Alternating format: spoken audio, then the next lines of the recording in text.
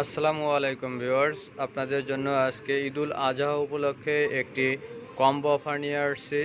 একটি চার্জার, আইফোনের 20 ওয়াটের একটি চার্জার, তারপরে হচ্ছে একটি এয়ারপডস, একদম কোয়ালিটি সম্পূর্ণ একটি এয়ারপডস দুবাই ভেরিয়েন্টের, সাথে থাকছে একটি গ্লাস প্রোটেক্টর কুজুম ব্র্যান্ডের।